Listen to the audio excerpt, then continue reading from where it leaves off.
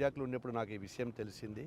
వెంటనే అధికారులకు ఉన్నటువంటి ఎస్సీ కబీర్ గారికి, మిగతా ఇంజనీర్లకు అందరికి కూడా ఆదేశాలు ఇచ్చాము. కలెక్టర్ గారు కూడా వెంటనే స్పందించి దాని మీద ప్రభుత్వానికి ఏమి జరుగుతూ ఉంది, ఇక్కడ స్క్రోలింగ్లో కూడా వస్తున్నాయని చెప్పి కొంతమంది వార్తల వలన ప్రజలందరూ కూడా భయాందోళన పడ్డారు.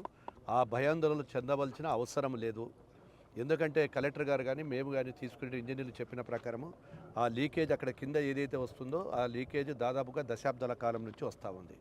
ఏదైతే బండి ఇక్కడ కుంగిందో దాని గురించి ప్రభుత్వం వెంటనే చర్యలు తీసుకొని డ్యామ్ సేఫ్టీకి సంబంధించినటువంటి ఇంజనీర్ రక్తకుమార్ గారు వచ్చారు. అధికారులు స్పందించలేదనే మాట వాస్తవము. ఎందుకు స్పందించకపోయేటప్పటికీ నేను ఎస్సీ గారు ఈ గారితో కూడా వైజాగ్ నుంచి మాట్లాడాను. వాళ్ళందరూ కూడా అక్కడ ఏదో పని మీదనో ఇక్కడ లేరు కొంతమంది స్టేషన్లో. మళ్ళీ కలెక్టర్ గారు కూడా చెప్పారు, లేటుగా రావడం జరిగింది. అక్కడ 4 అవర్స్లో మళ్ళీ కొంతమంది వచ్చారు. వారి మీద కూడా ఎవరైతే ఇక్కడ అశ్రద్ధ చేశారో వారి మీద చర్య కూడా తీసుకోవడం జరిగింది. నేను విలేకరులకు ఒక్కటే కోరుకుంటా ఉన్నా, మీరు చేయడం వల్ల ఒక రకంగా మంచి ఉంటుంది, చెడు ఉంటుంది. మీరు చేయడం ఏంటంటే ఇక్కడ ప్రాధాన్యత ఇక్కడ జరిగిన దానికంటే కూడా ఎక్కువ చెప్పడంతో ప్రజల్లో భయాందోళన ఉంది.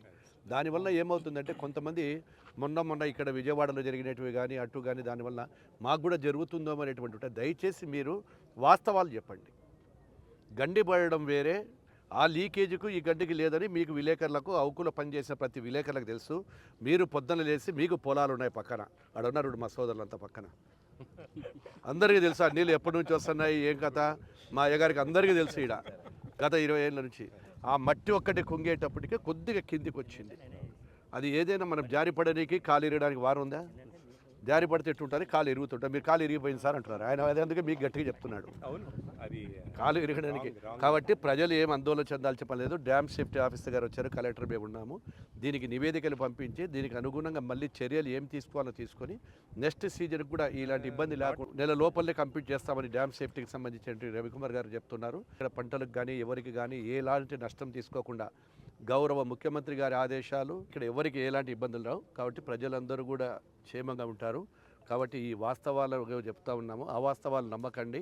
ఏవి కూడా ఏవైతే పుకార్లు పుట్టించి కానీ ఏవైనా చేసి నమ్మొద్దని చెప్పి ప్రజలు చెప్తారు. ఖచ్చితంగా దీని మీద చర్యలు తీసుకుంటారు. ఇప్పుడు అధికారులకు ఒకటే చెప్తా ఉన్నా, గొల్లలేరు రిజర్వాయర్ దగ్గర ఈరోజు మళ్ళీ వారికి చెప్తా ఉన్నాము, ఏదైతే మీరు ఎంక్రోచ్మెంట్స్ ఉన్నాయో ఆ ఎంక్రోచ్మెంట్స్కు ఇమ్మీడియట్గా మీరు సర్వే చేసి మార్కింగ్ ఇచ్చి వాళ్ళకి నోటీసులు ఇవ్వండి. నోటీసులు ఇచ్చిన తర్వాత కూడా ఎవరైతే ఎంక్రోచ్మెంట్ కదలలేదో వాళ్ళ మీద క్రిమినల్ కేసులు పెడతాము. వారు ఎంతటి వాళ్ళైనా ఎంతటి గొప్ప వ్యక్తులైనా ఎవరిని వదిలిపెట్టము. ఎంక్రోచ్మెంట్స్ వల్లనే బుడమేరు జరిగిన నష్టం కూడా ఎంక్రోచ్మెంట్ వల్లనే. ఖచ్చితంగా కూడా చర్యలు తీసుకుంటాం. గత 5 సంవత్సరాలు నేను ఎమ్మెల్యేగా ఉన్నప్పుడు తగ్గిపోయిండే, మళ్ళీ గత 5 సంవత్సరాల నుంచి విచ్చలవిడిగా మట్టిని తీసేశారు, మట్టి తవ్వుకొని పోయారు, దాన్ని పొలాలు సాగు చేస్తూ ఉన్నారు. ఆ బండును కూడా చేయడం జరిగింది. అదేవిధంగా ఒకసారి మళ్ళీ అక్కడికి కూడా వెళ్ళి చూస్తాం మేము కూడా.